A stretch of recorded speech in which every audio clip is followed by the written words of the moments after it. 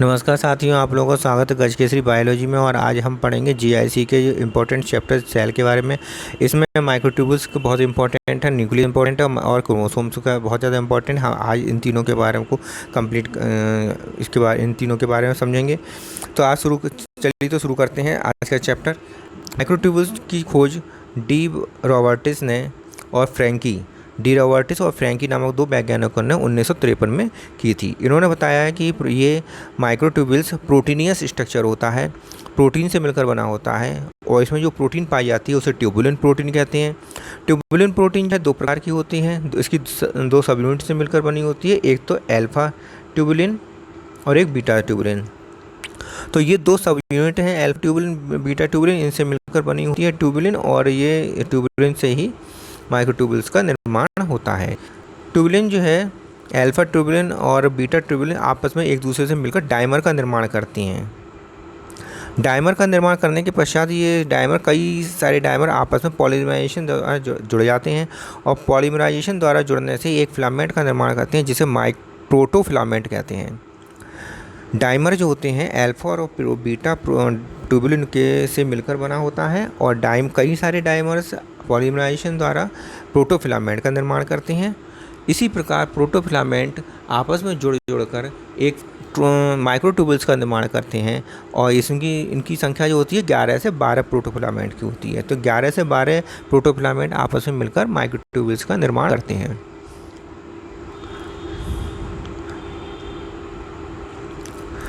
तो हम देखते हैं कि माइक्रोट्यूब्यूल्स जो होते हैं वो तीन प्रकार के होते हैं, सिंगलेट, डबलेट और ट्रिपलेट प्रकार के होते हैं। सिंगलेट जो होता है इसमें 11 प्रोटोफिलामेंट मिलकर बनाते हैं सिंगलेट माइक्रोट्यूब्यूल्स।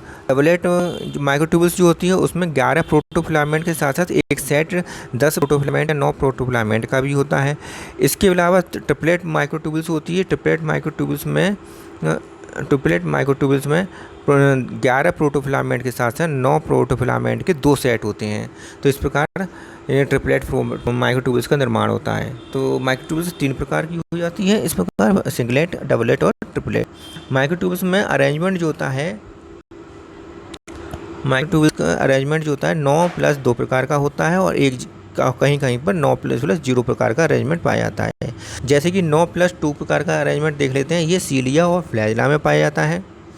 सीलिया और फ्लैजिला में पाया, जहाँ फ्लैजिला होंगे, सीलिया होंगे, उन सब में ये 9+2 प्रकार का अरेंजमेंट होगा। अर्थात 9 का मतलब जो है 9 पेरीफेरल पोजीशन पर होता है। जैसे चित्र में जो दिखाया गया है, डायग्राम में दिखाया गया है कि ये जो स्ट्रक्चर है इसके पेरीफेरी पर डबलेट में 9 सेट होते हैं, 9 माइक्रोट्यूब्यूल्स होती हैं। ऐसे ही सेंटर में इसमें जो हब दिखाया गया, जो सेंटर में हब होता है, हब के अंदर सिंगलेट पोजीशन में सेंट्रल में 2 होते हैं जो सिंगलेट होते हैं। सिंगलेट होने का मतलब क्या है, ये केवल 11 प्रोटोफिलामेंट से मिलकर बने होंगे। और डबलेट का होने का मतलब यह है कि ये 11 प्रोटोफिलामेंट के साथ साथ एक सेट 9 प्रोटोफिलामेंट या फिर 10 प्रोटोफिलामेंट से मिलकर का भी जरूर होगा इसमें। ठीक है।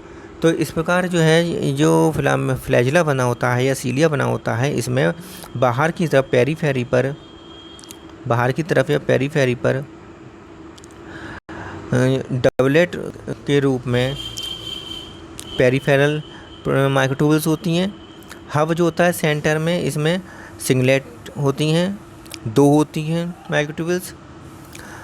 आपस में जो पेरीफेरल जो माइक्रोट्यूब्यूल्स हैं आपस में एक दूसरे से जुड़े रहते हैं, लिंकर्स की सहायता से जुड़े रहते हैं या इंटर डबलेट ब्रिज कह सकते हैं इसे, या फिर लिंकर कह सकते हैं।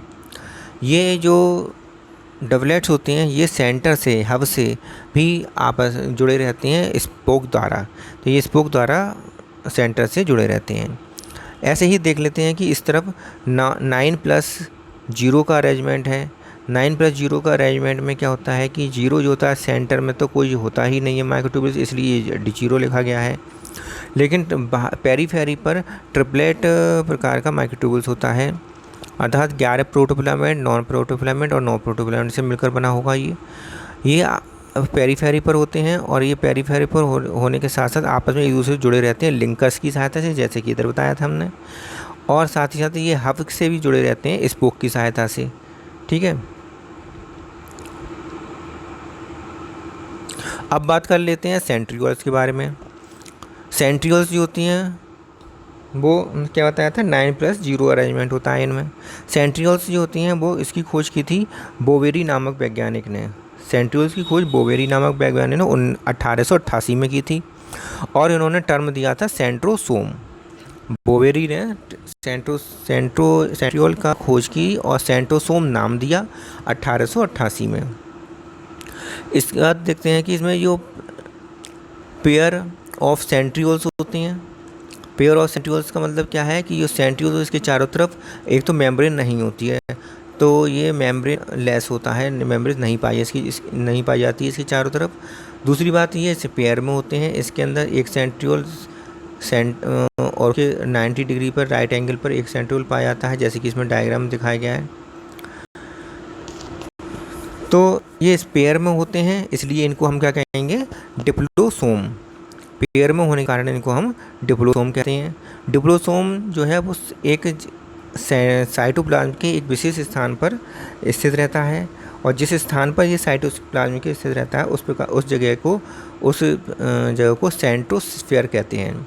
सेंट्रोस्फीयर कहते हैं और इस प्रकार के उस जगह के जो साइटोप्लाज्म को काइनोप्लाज्म कहते हैं। तो ये साइटोप्लाज्म के एक विशेष स्थान पर रहता है जिस स्थान को काइनोप्लाज्म कहते हैं या सेंट्रोस्फीयर कहते हैं और ये डिप्लोसोम के रूप में होता है।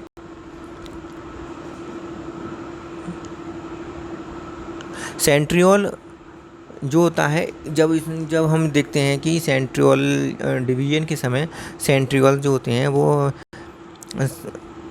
स्पिंडल फाइबर का निर्माण करते हैं। साथ ही साथ इसमें सेंट्रियोल के चारों तरफ एस्टल रेस भी पाई जाती हैं। जब हम उसमें देखते हैं डिवीज़न में तो इसमें सेंट्रियोल के साथ साथ इसमें एस्टर रेस भी पाई जाती हैं, तब ये कहलाता है एस्टर।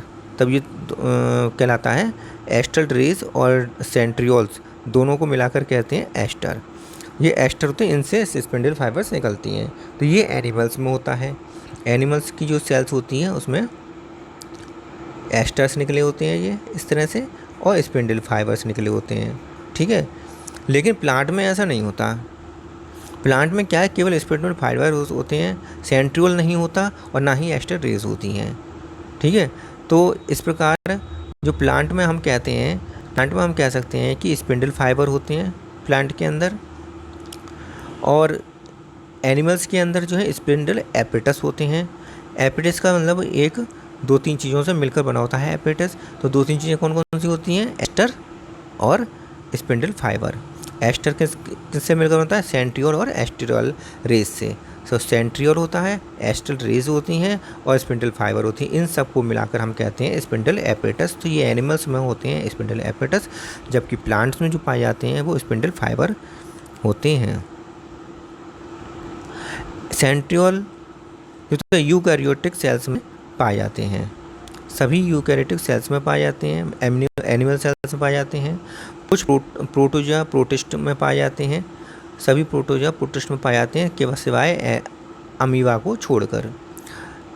कुछ फंजाई में पाए जाते हैं और प्लांट में ऐसी लाइफ साइकिल जहाँ पर फ्लैजिला उपस्थित होता है, उन फ्लैजिला में उन जगहों पर ये सेंट्रियोल पाए जाते हैं। और कहाँ कहाँ नहीं पाए जाते हैं, एब्सेंट होते हैं, जैसे कि एंजियोस्पर्म में नहीं पाए जाते हैं, हायर जिम्नोस्पर्म में नहीं पाए जाते हैं, कुछ एल्गी में नहीं पाए जाते हैं और मोस्टली फंजाई में ये नहीं पाए जाते हैं।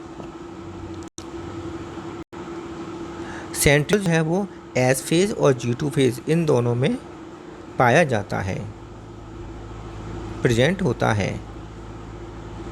अब हम बात कर लेते हैं न्यूक्लियस के बारे में। न्यूक्लियस जो है इसे कैरियन कहते हैं।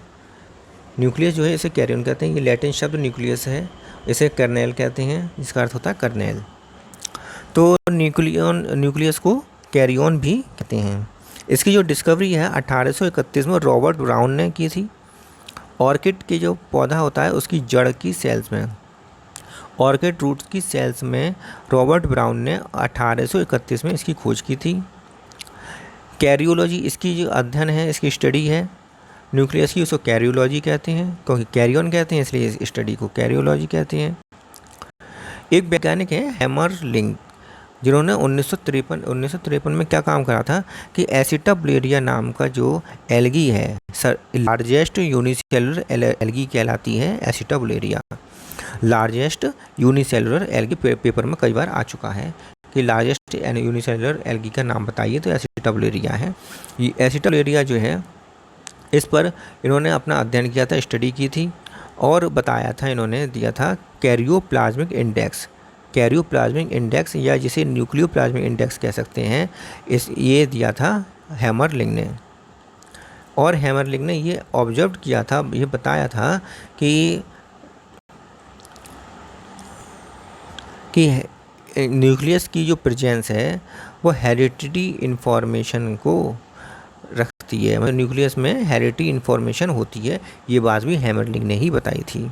तो हैमरलिंग ने न्यूक्लियस के बारे में जो खोजा था वो एसिटाब्लेरिया नामक पौधे एल्गी में खोजा था और अध्ययन किया था, और इसको और दिया था क्या, कैरियोप्लाज्मिक इंडेक्स दिया था, या इसे हम न्यूक्लियोप्लाज्मिक इंडेक्स भी कह सकते हैं। और ये भी बताया था कि न्यूक्लियस में हेरिडिटी इन्फॉर्मेशन होती है। ये भी हैमरलिंग ने ही सिद्ध किया था एसिटाब्लेरिया नामक एल्गी का पर स्टडी करके। एक इम्पॉर्टेंट बात यह है कि अगर ये पूछा जाता है कि किसने सबसे पहले ऑब्जर्व किया था न्यूक्लियस को, तो ल्यूवेनहॉक ने सबसे पहले ऑब्जर्व किया था आरबीसी ऑफ फिशिस में। तो फिशिस की जो आरबीसी है उसके सबसे पहले ल्यूवेनहॉक ने ही ऑब्जर्व किया था न्यूक्लियस को। लेकिन उसके बाद रॉबर्ट ब्राउन ने 1831 में ऑर्किड रूट की सेल्स में इसे देखा और इसकी खोज की, इसका डिटेल अध्ययन किया, इसके बारे में अध्ययन किया और इसकी खोज की। खोज करने का श्रेय रॉबर्ट ब्राउन को मिला। कहाँ कहाँ नहीं पाई जाती ये हमने बताई दिया आपको। सीप सेल्स, ये न्यूक्लियस जो होते हैं कहाँ नहीं पाया जाता है, सीप सेल्स में नहीं पाई जाती हैं। जो वेस्कुलर प्लांट्स होते हैं उनमें सीप सेल्स होती हैं, उसमें नहीं पाई जाती हैं। मैमल्स या ह्यूमन कह लो, मैमल्स में आरबीसी, मेचर आरबीसी में ये पाई जाती हैं। मेचर आरबीसी में नहीं पाई जाती। तो ये कहाँ कहाँ नहीं पाई जाती, दो जगह नहीं पाई जाती। एक तो मैमल्स में मेचर आरबीसी में नहीं पाई जाती और वेस्कुलर प्लांट के सीप सेल्स में नहीं पाई जाती हैं। इसके बाद आता है न्यूक्लियस कहाँ कहाँ पाया जाता है। अब देखते हैं कहाँ कहाँ पाया जाता है। ये पाया जाता है यूनिन्यूक्लिएट रूप में पाया जाता है, बाईन्यूक्लिएट रूप में पाया जाता है और मल्टीन्यूक्लिएट रूप में पाया जाता है। यूनिन्यूक्लिएट रूप में जो पाया जाता है वो एनिमल्स में पाया जाता है और प्लांट में पाया जाता है। मोस्टली सभी एनिमल्स और प्लांट्स में पाया जाता है। एनिमल में कहाँ पाया जाता है, सेल्स सेंटर में पाया जाता है और प्लांट में सेल्स में पेरिफेरल पोजीशन पर पाया जाता है, क्योंकि सेंटर में तो वैक्यूल्स होती हैं। बाईन्यूक्लिएट्स जो होती हैं ये पैरामीशियम में पाया जाता है। पैरामीशियम में दो प्रकार का न्यूक्लियस होता है, एक तो माइक्रोट्यूब्यूल्स और मैक्रोट्यूब्यूल्स। माइक्रोट्यूब्यूल्स जो होती हैं वो रिप्रोडक्शन का काम करती हैं और डिप्लॉयड होती हैं। मैक्रोट्यूब्यूल्स जो होती हैं वो वेजिटेटिव होती हैं और पॉलीप्लॉयड होती हैं। मल्टी न्यूक्लिएट जो न्यूक्लियस पाया जाता है वो किस प्रकार का होता है कि मल्टी न्यूक्लिएट जो होता है सिंथेसियल अवस्था कहलाती है, जहाँ मल्टी न्यूक्लियर कई सारे न्यूक्लियस एक साथ पाए जाते हैं। मल्टी न्यूक्लिएट स्टेज को सिंथेसियल स्टेज भी कहते हैं। सिंथेसियल स्टेज जैसे कि या फिर सिनोसिटिक कंडीशन भी कहते हैं। इसमें क्या होता है कि हाइफा है कि तो हाइफा में ये न्यूक्लियस पाए जाएंगे, लेकिन इसमें न्यूक्लियस के बीच में कोई वाल नहीं पाई जाएगी। तो इस प्रकार की जो कंडीशन होती है उसे सिंथेसियल अवस्था या सिनोसिटिक कंडीशन कहते हैं। सिनोसिटिक कंडीशन जो होती है वो या सिंथेसियल अवस्था जो है वो कहाँ कहाँ पाई जाती है, एक तो स्केलेटल मसल्स में पाई जाती है। स्केलेटल मसल्स जो होती हैं उनमें ये पाई जाती है, और जैसे स्केलेटल मसल्स होती हैं इनमें ये इस तरह से पाई जाती हैं। ओपेलाइना जो होता है उसमें भी ये सिंथेसियल अवस्था पाई जाती है। कोकोनट का जो एंडोस्पर्म, लिक्विड एंडोस्पर्म, जो पानी के हम पीते हैं, कोकोनट का पानी कहते हैं, इसे वाटर कहते हैं, वो कोकोनट का एंडोस्पर्म लिक्विड एंडोस्पर्म होता है, उसमें भी सिंथेसियल अवस्था या सिनोसिटिक अवस्था हम पाई जाती है। इसके अलावा बाउचेरिया में भी ये पाया जाता है। बाउचेरी में एसेप्टेड हाइफी होती है। एसेप्टेड हाइफी जो होती है उसमें ये सिंथेसिस अवस्था में पाया जाता है। चलिए तो अब बात कर लेते हैं न्यूक्लियोप्लाज्म के बारे में। न्यूक्लियोप्लाज्म जो होता है दो चीज़ों से मिलकर बना होता है। एक तो होता है न्यूक्लियोलस न्यूक्लियोप्लाज्म होता है, और होता है क्रोमेटिन। ठीक है, तो न्यूक्लियस स्ट्रक्चर की हम अध्ययन कर रहे हैं। तो न्यूक्लियस का जो स्ट्रक्चर होता है वो तो आप लोगों को ध्यान ही होगा खैर, कि सबसे बाहर की तरफ न्यूक्लियर मेम्ब्रेन होती है, डबल लेयर न्यूक्लियर मेम्ब्रेन होती है, आउटर वाली लेयर से एंडोप्लाज्मिक रेटिकुलम का निर्माण होता है, और इसके अंदर इसमें न्यूक्लियर मेम्ब्रेन में कुछ पोर्स होते हैं जिसे न्यूक्लियर पोर कहते हैं, जिससे आरएनए और प्रोटीन का आना जाना होता है, ट्रांसफ़र आ भी सकते हैं और न्यूक्लियस के अंदर और न्यूक्लियस से बाहर जा भी सकते हैं। ठीक है, तो इसके अंदर जो द्रव भरा होता है उसे न्यूक्लियोप्लाज्म कहते हैं। न्यूक्लियोप्लाज्म में दो चीज़ें होती हैं, एक तो न्यूक्लियस और क्रोमेटिन। न्यूक्लियोलस और क्रोमेटिन। तो सबसे पहले न्यूक्लियोलस को देख लेते हैं। न्यूक्लियोलस जो होता है वो ए मेम्ब्रेनस होता है, मेम्ब्रेन नहीं पाई जाती है इस पर, और इसका जो इस यहाँ पर आरएनए राइबोसोमल आरएनए का निर्माण होता है, इसके आरएनए की सिंथेसिस होती है यहाँ पर। तो न्यूक्लियोलस क्यों इम्पोर्टेंट है, क्योंकि ये ए मेम्ब्रेनस है और दूसरी इसमें आरएनए की सिंथेसिस होती है। न्यूक्लियस की जो खोज है वो फोंटाना ने की थी। फोंटाना नामक वैज्ञानिक ने न्यूक्लियोलस की खोज की थी। क्रोमेटिन जो है उसकी खोज की थी फ्लेमिंग ने की उसकी खोज। क्रोमेटिन में जो होता है वो न्यूक्लियो प्रोटीन होता है, न्यूक्लियो प्रोटीन का बना होता है। इसमें डीएनए और हिस्टोन से मिलकर बना होता है। तो न्यूक्लियो प्रोटीन होता है और ये डीएनए और हिस्टोन प्रोटीन से मिलकर बना होता है। दो चीज़ें ही होती हैं क्रोमेटिन में, डीएनए और हिस्टोन प्रोटीन। न्यूक्लियोसोमा या जिसे न्यूक्लियस न्यू बॉडी, जिसे न्यू बॉडी या B8 कहते हैं, इसके बारे में समझ लेते हैं। न्यूक्लियोसोमा किससे मिलकर होता है, डीएनए और हिस्टोन से मिलकर बना होता है न्यूक्लियोसोमा। डीएनए जो भाग होता है वो एसिडिक होता है और हिस्टोन जो होता है वो बेसिक होता है। हिस्टोन प्रोटीन जो होती है ये इसमें दो पॉजिटिवली चार्ज अमीनो एसिड पाए जाते हैं, आर्जिनिन और लाइसिन। ये इम्पॉर्टेंट बात है कि इसमें हिस्टोन में पेपर में पूछा जा सकता है कि ये कौन कौन सी अमीनो एसिड्स पाए जाते हैं या पॉजिटिवली चार्ज अमीनो एसिड पाए जाते हैं, तो आर्जिनिन और लाइसिन होते हैं। हिस्टोन प्रोटीन जो होती है उसमें दो पार्ट्स में बांटा जा सकता है इसे। एक तो लिंकर हिस्टोन और दूसरा हिस्टोन ऑक्टामर। लिंकर हिस्टोन जो होते हैं उसे कहते हैं H1 हिस्टोन। H1 हिस्टोन को लिंकर हिस्टोन कहते हैं, और जबकि H2A, H2B, H3, H4 इन सब के को मिलाकर हिस्टोन ऑक्टामर बनता है। तो इन चारों की 2 यूनिट होती है और ये 4 हैं, 2 यूनिट होती है तो 8 हो जाते हैं और ऑक्टामर बना लेते हैं, हिस्टोन ऑक्टामर बनाते हैं। जैसे कि यहाँ नीचे डायग्राम में दिया हुआ ये ऑक्टामर बना हुआ है, इसमें H2A, H2B, H3 और H4 हैं।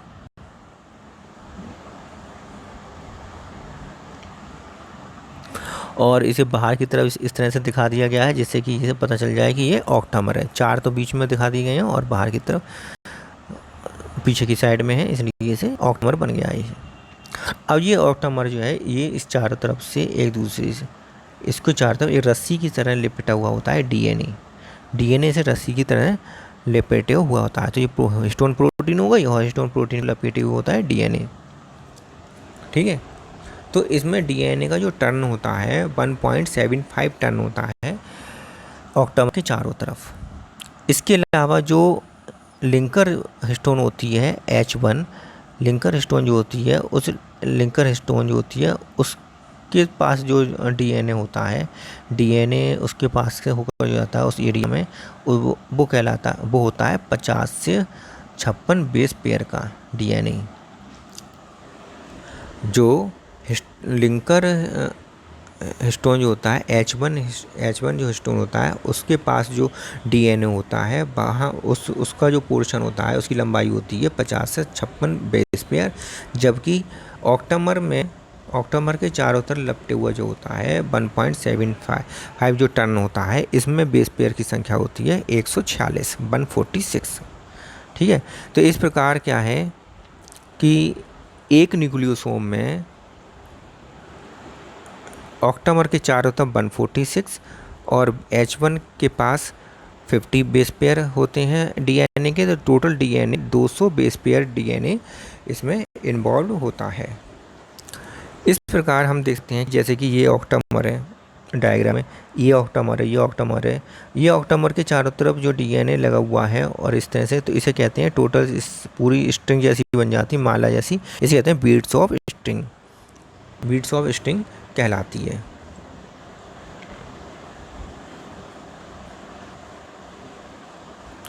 अब देखते हैं कि जो डीएनए है जैसे, तो उसकी जो चौड़ाई होती है वो कितनी होती है, 20 एंगस्ट्रॉम की होती है या 2 नैनोमीटर की होती है डीएनए की। ये डीएनए जब हिस्टोन प्रोटीन के चारों तरफ लपट जाता है तो इसकी हो जाती है चौड़ाई 11 नैनोमीटर की लंबाई और 11 नैनोमीटर की हो जाती है। और इस अवस्था में इसको हम कहते हैं क्रोमेटिन। डीएनए जब हिस्टोन प्रोटीन के चारों तरफ लपट जाता है और ये बीट्स ऑफ स्ट्रिंग बना लेता है, तब हम कहते हैं क्रोमेटिन कहते हैं। ये क्रोमेटिन जो अवस्था है वो G1 फेज में देखी जाती है, G2 फेज में देखी जाती है, S फेज में देखी जाती है, प्रोफेज अवस्था में देखी जाती है, टीलोफेज अवस्था में देखी जाती है। तो इन अवस्थाओं में telophase, prophase, S phase, G2 phase और G1 फेज, इन सारी अवस्थाओं में क्रोमेटिन को हम देख सकते हैं। जब यह क्रोमेटिन कंडेंसेशन द्वारा क्रोमोसोम का निर्माण करता है, तब क्रोमोसोम की लंबाई में डीएनए की जो लंबाई होती है, वो चौड़ाई होती है, वो होती है 300 नैनोमीटर। 300 नैनोमीटर हो जाती है क्रोमोसोम में। और क्रोमोसोम जो हमें दिखाई देता है वो मेटाफेज या एनाफेज में हमें दिखाई पड़ता है। इम्पॉर्टेंट बात यह है कि जो लार्जेस्ट नंबर ऑफ क्रोमोसोम्स हैं वो हमें पाए जाते हैं ऑफियोग्लोसम में, जो एक टेट्रोफाइट है। ऑफियोग्लोसम में पाए जाते हैं जो एक टेट्रोफाइट है। एक सेल इसकी डिप्लॉयड होती है और डिप्लॉयड सेल्स में 1262 क्रोमोसोम्स की संख्या होती है। सबसे कम जो क्रोमोसोम होते हैं वो 4 होते हैं डिप्लॉयड सेल्स में, और वो पाई जाती है हैप्लोपेपस प्लांट में। सही है, हैप्लोपेपस जो प्लांट होता है कंपोजिटी का, उसकी एक सेल जो द्विगुणित होती है उसमें 4 ही केवल क्रोमोसोम पाए जाते हैं। क्रोमेटिन के बारे में आप समझ लेते हैं कि इसमें जो कलरेशन के हिसाब से, स्टेनिंग के हिसाब से क्रोमेटिन में 2 भाग होते हैं। एक तो होता है यूक्रोमेटिन और एक होता है हेटेरोक्रोमेटिन। यूक्रोमेटिन जो होता है वो लूजली पैक्ड होता है, इसलिए वो लाइट कलर का स्टेनिंग लेता है, लाइट कलर का होता है और ट्रांसक्रिप्शनल एक्टिव होता है, तथा एप्लीकेशन इसमें जो होता है वो इजीली एस फेज में हो जाती है। इसका जो रेप्लिकेशन एस फेज में आसानी से इसमें हो जाता है। तो यूक्रोमेटिन जो होता है वो लूजली पैक्ड होता है। लूजली पैक्ड होने के कारण इसमें स्टेनिंग जो होती है वो लाइट हो पाती है, लाइट स्टेनिंग होता है। ट्रांसक्रिप्शनल एक्टिव होता है, क्योंकि लूजली अरेंजमेंट होता है तो आसानी से ये एक्टिव हो जाता है, तो ट्रांसक्रिप्शनल एक्टिव होता है। रेप्लिकेशन जो होती है वो एस अवस्था में, अर्ली अवस्था में, एस अवस्था की जो अर्ली अवस्था है उस अर्ली एस अवस्था में रेप्लिकेशन इसका हो जाता है। जबकि हेटेरोक्रोमेटिन जो होती है वो डेंसली पैक्ड होता है, और डेंसली पैक्ड होने के कारण ये डार्क स्टेनिंग दिखाता है, डार्क स्टेनिंग शो करता है और इनएक्टिव होता है। इम्पॉर्टेंट वर्ड, और इनएक्टिव होता है। तथा ये रेप्लिकेशन जो दिखाता है वो लेट एस अवस्था दिखाता है, लेट एस इस फेज में रेप्लिकेशन को दर्शाता है। अब हम बात कर लेते हैं क्रोमोसोम की स्ट्रक्चर की। क्रोमोसोम का जो स्ट्रक्चर होता है उसमें 2 क्रोमेटिड होते हैं। दोनों क्रोमेटिड में टीलोमियर जो होते हैं, एक क्रोमेटिड में 2 टीलोमियर, तो 2 क्रोमेटिड मतलब पूरे क्रोमोसोम में 4 टीलोमियर पाए जाते हैं। तो एक क्रोमोसोम के अंदर 4 टीलोमियर पाए जाते हैं। इनके जो सेंटर में होता है सेंट्रोमियर होता है, जिसे प्राइमरी कंस्ट्रक्शन कहते हैं, और स्टेनिंग इसमें पाई जाती है, स्टेनिंग हो जाती है, कलरेशन हो जाता है। सेंट्रोमियर के चारों तरफ जो आपको दिखाई दे रहे हैं ये स्ट्रक्चर, इन्हें कहते हैं काइनेटोकोर कहते हैं। ये काइनेटोकोर जो होते हैं दो होते हैं, एक क्रोमोसोम में दो काइनेटोकोर होते हैं और यहीं से काइनेटोकोर से ही स्पिंडल फाइबर्स आकर अटैच होता है। कुछ क्रोमोसोम ऐसे होते हैं जो न्यूक्लियस के पास पाए जाते हैं, उन्हें सेट क्रोमोसोम कहते हैं, ट्रेवेंट कहते हैं, ट्रेवेंट या सेट क्रोमोसोम कहते हैं। उनमें सेकंड कंस्ट्रक्शन पाया जाता है और ये सेकेंडरी कंस्ट्रक्शन होता है, इसलिए स्टेनिंग को ग्रहण नहीं करता, इसलिए नॉन स्टेनिंग होता है। और जो डीएनए इस सेट क्रोमोसोम में पाया जाता है उसे हम सेट डीएनए कहते हैं। ठीक है, उम्मीद करता हूँ आपको मेरा ये लेक्चर समझ में आ रहा होगा। साथ ही साथ लाइक भी करते जाइए, शेयर करते जाइए अपने साथियों के साथ। अब हम आगे बढ़ते हैं, क्रोमोसोम में देखते हैं कि क्रोमोसोम में सेंट्रोमियर की स्थिति की पोजीशन के आधार पर ये 4 प्रकार का होता है। एक तो होता है मेटासेंट्रिक, मेटासेंट्रिक होता है।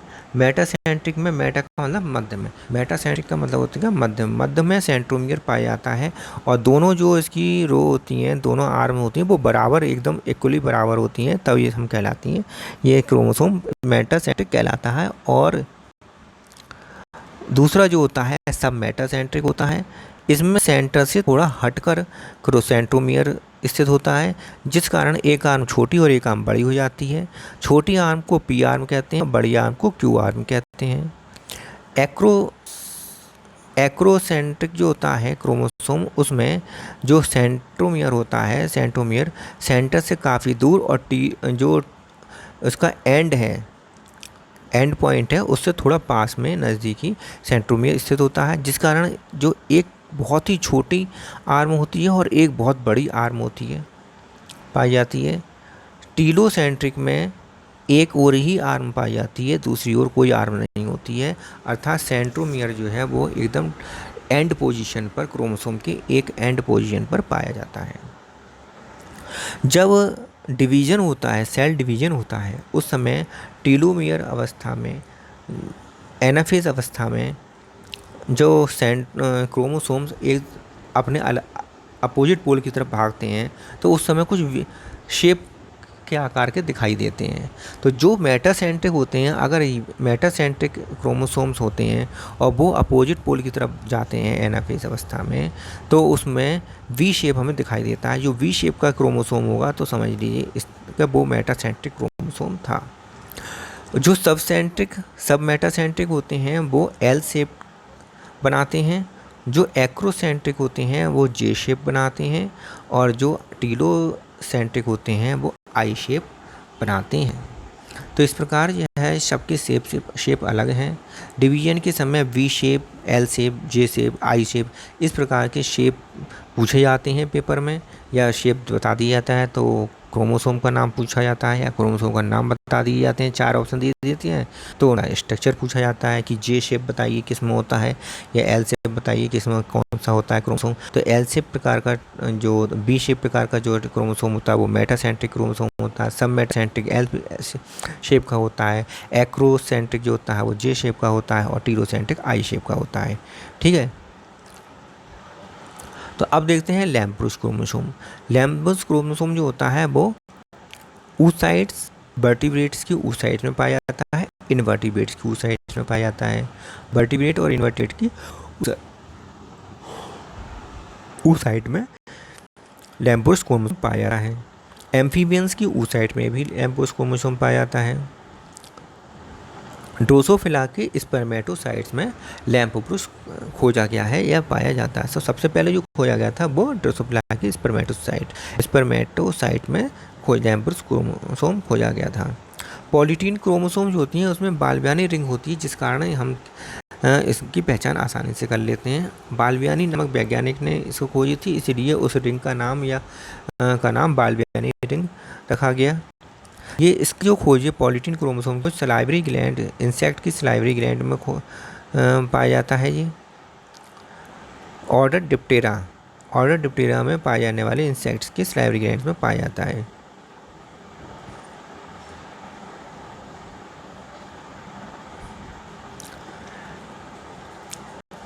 ठीक है, अगर आपको मेरा लेक्चर आज का अच्छा लगा हो तो इसे लाइक करें, शेयर करें आपके साथियों के साथ। ये जीआईसी में बहुत ही ज़्यादा इंपॉर्टेंट कुछ इसमें से पूछे जाते हैं, पीजीटी में भी इससे बहुत ज़्यादा क्वेश्चन पूछे जाते हैं। तो आप लोग इसको तैयारी करते रहें जीआईसी की, और बायोलॉजी का मैं कोर्स इसी तरह से आपको देता रहूँगा। पीजीटी का, जीआईसी का, एलटी गेट का, एलटी का मैं आपको देता रहूँगा। तो आप लोग तैयारी करें, मेरी वीडियो देखते रहें, अपने साथियों के साथ शेयर करते रहें। धन्यवाद।